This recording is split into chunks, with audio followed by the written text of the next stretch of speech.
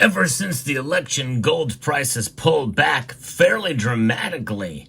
And I've covered the movement of gold's price since the election on this channel, and there's a lot of different reasons why it has fallen. But the real reason really boils around one particular entity. And for many of us, that is not good news. And even if it is good news, most of us in this community don't like it. I'll explain in this video as we explore.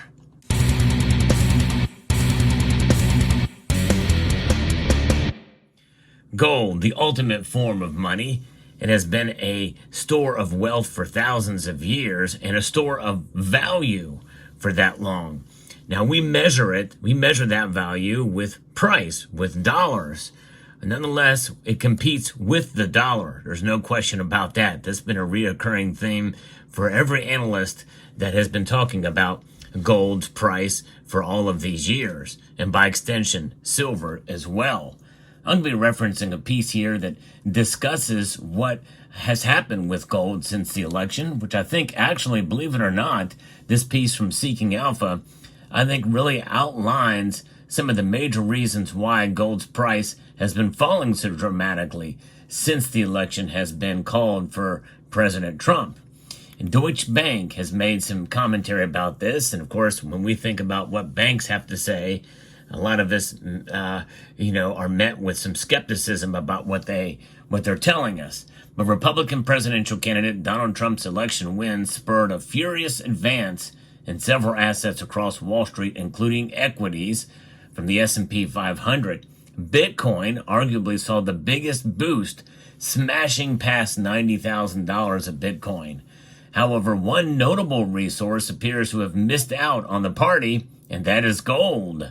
The post-election rally has stalled somewhat since the election, but from November 5th on election day to its last close, the benchmark S&P 500 has surged 3.5%, while also taking out the historic 6,000 points milestone. In that same period, gold has slumped about 6.4%. Some of the decline can be explained by the fact that gold, traditionally seen as a safe haven asset, is not as attractive right now at a time when Trump's tax cut, tariff-focused policies are expected to boost the coffers of Wall Street. That's right.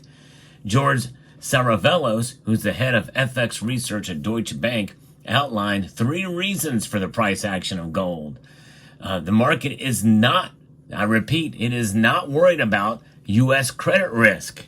Believe it or not, the market is indeed not so concerned about it now.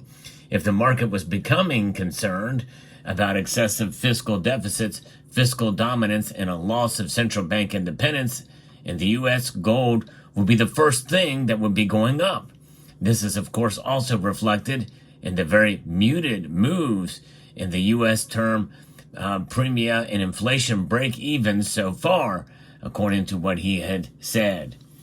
We see gold price action as confirming the argument we have been making throughout the year that the U.S. is not at risk of a twin deficit currency crisis anytime soon, he added.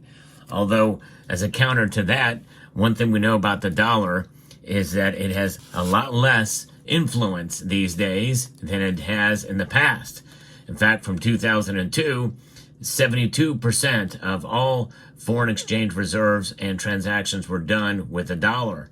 Now it's about 58%, although it may be climbing back up a bit. I'll get into a little bit more. Saravelos also noted lower demand for gold reserves from central banks. We've also discussed that on this channel as well, too. They're not selling, but they're not really buying much more gold either. According to the World Gold Council, after a record-breaking start to the year, central bank gold buying slowed sharply during the second quarter of this year, falling 39% quarter to quarter to 183 tons. And demand for gold reserves from central banks is going down. The reason is simple. Trump policy is likely to put weakening pressure on many emerging market currencies, most notably the renminbi. By extension, many central banks now need to spend dollar reserves to defend their FX from foreign exchanges, from capital outflows, and prevent excessive weakening, Saravello says. And he's not even assumed office yet, and already he's having an effect. That is crucial, folks. Very, very crucial. Finally, the Deutsche Bank FX foreign exchange head stressed that the U.S. dollar was still seen as the preeminent safe haven currency. And that's the part that many in this community are not going to like to hear. But the dollar is tough to really squash right now. Now, in the grand scheme of history, the dollar in its current form is not that old. It's lost about 98% of its value since its creation. So why in the heck are people flocking to it? Well, I'm getting a little ahead of myself, but you're going to want to stay tuned. Some have been arguing that the dollar's appeal is in structural decline, with the weaponization of sanctions and trade being a key driver. In contrast, their view has been the opposite. And this gets really interesting, folks. I've never heard this analysis anywhere before. While public sector demand for dollar assets might be dropping, and it is, private sector demand has been rising and matters much more. The greater the risk a government gets sanctioned by the U.S., the bigger the net demand for dollars, Saravello said. That kind of blew my mind when I read that. That was intriguing. That means that the people are indeed looking for dollars. In fact, when inflation is really high in many of these nations, emerging economies, and in reality it's third world nations, because many of these nations, they go from currency reset to currency reset. There's no stable currency, so they go to the dollar. They're essentially smuggling in dollars. And our dollar right now is still in an inflationary period, but it is pulling back fairly dramatically, at least according to the official numbers. But keep in mind that it is still losing value, and inflation has actually ticked up a bit here in the last, based off the last report. But notwithstanding, compared to their currencies, the dollar is a safe haven. Yeah, dare I say it, the dollar is a safe haven. And so therefore, that strengthens the dollars, according to the other currencies as measured by the IMF. And that reserve status really is organic. Yeah, dare I say it is organic. Now, let's keep in mind as well, too, that Donald Trump did win the election. And he also made a campaign promise of what he wants to do.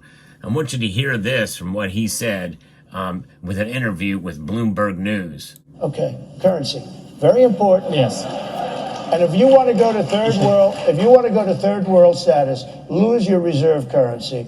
We have to have that. We cannot lose it. If you'll go to third world status in this country, because you take a look at the way things are running. If a country tells me, sir, we like you very much, but we're going to no longer adhere to being in the reserve currency. We're not going to salute the dollar anymore. I'll say that's okay. And you're going to pay a 100% tariff on everything you sell into the United States. And we love your product. I hope you sell a lot of it into the United States, but you're going to pay 100% tariff. He will then follow it up by saying, sir, it would be an honor to stay with the reserve currency. That will be like just playing. That's not even chess, that's checkers. So there it is. So he's using tariffs as sort of a threat for officially. So he's going to use tariffs essentially as a weapon against some of these nations for trade. And in order to really get the dollar back in motion again. And of course, the easy way out is to do that. He likens it to checkers, essentially, in order to make that happen. So that, I think, is also a change in dynamic and calculus as to what's going on there. So that is very much in play as a possibility of what he has promised. And I think there's other things that he's wants to do as well, too, to strengthen the dollar as a reserve. That's just one small example of what he would do for hostile nations officially. And it's also keeping in mind that many people in many nations are indeed looking for the for dollars because it is more stable than their currency. Price action since the U.S. election victory is therefore not only consistent with a rising risky asset demand for U.S. assets, for the U.S. over global equities, but safe haven demand too. And that's going to affect gold. And the dollar index is about up almost 2% since election day. And that's really the bottom line here, folks. Essentially, the dollar is strengthening. It is essentially back. And that's not a bad thing.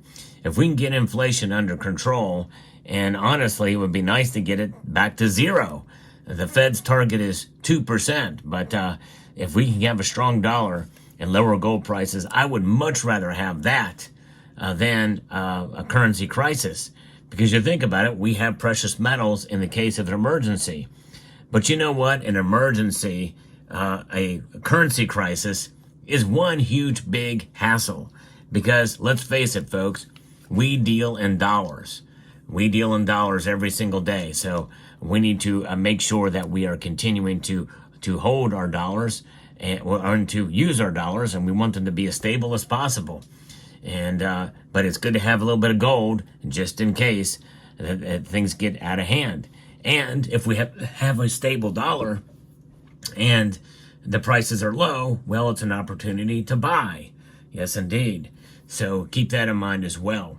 So let me know what your thoughts are about this video, about the real reason why gold's prices have fallen. I hope you found this video informative, insightful, and educational. Would like to extend a multitude of gratitude to each and every one of you for taking the time to watch, and encourage you to please rate, share, comment, and subscribe.